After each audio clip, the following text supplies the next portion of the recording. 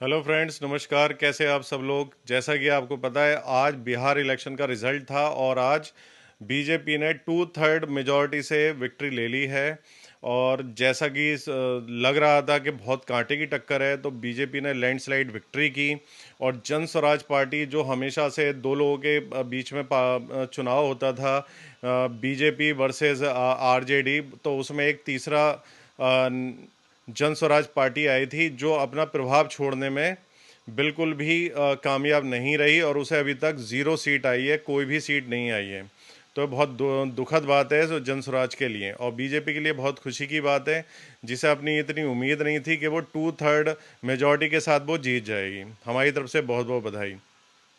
अब हम बात करते हैं उस पर शीट शेयरिंग आपको पता है कि 150 सीट अभी तक बीजेपी की कितनी आई हैं बीजेपी की, 190 बीजेपी की सीटें आई हैं।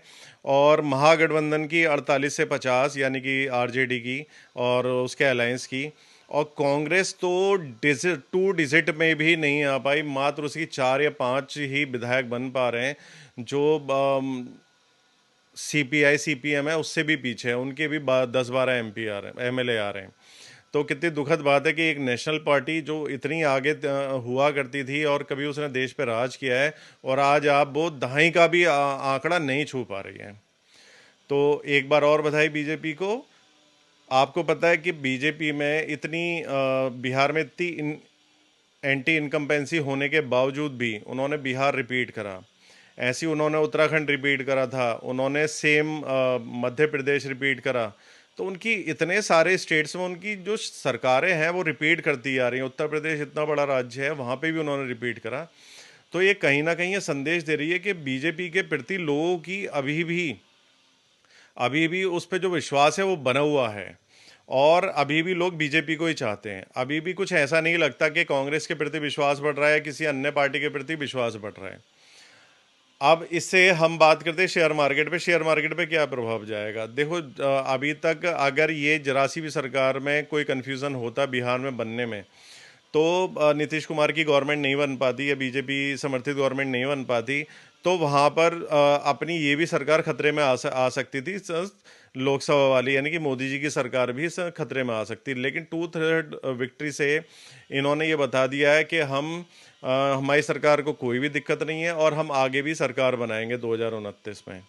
अब समाजवादी पार्टी को इससे सीख लेनी चाहिए कि, और अपनी तैयारियां दुरुस्त कर लेनी चाहिए कि कहीं ऐसा ना हो जो अति आत्मविश्वास वो दिखा रहे हैं यूपी के अंदर, और सेम उनका आरजेडी जैसी हालत हो जाए। और कांग्रेस, मैं तो ये समझ नहीं पा रहा कि कांग्रेस जिस तरीके से लड़ रही है, तो आने वाले समय में उसका लड़ना ना लड़ना बेकार ही होगा। शेयर मार्केट में अभी जो अब सुन लग रहा है कि मार्केट यहाँ से ऊपर चला जाना चाहिए। और शेयर मार्केट में जो भी इन्वेस्टर थे, जो ये सोच रहे थे हम बिहार इलेक्शन को देख के पैसे लगाएंगे या इन्वेस्टमेंट करेंगे, तो अब वो भी निश्चिंत हो गए हैं और अपने पैसे अब वो लगाएंगे, और मुझे लगता है कि मार्केट ऊपर जाएगा।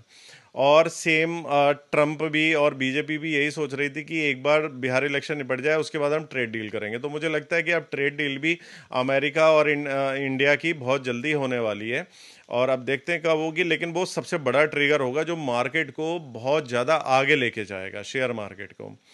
तो मिलते हैं दोस्तों, जब तक के लिए नमस्कार।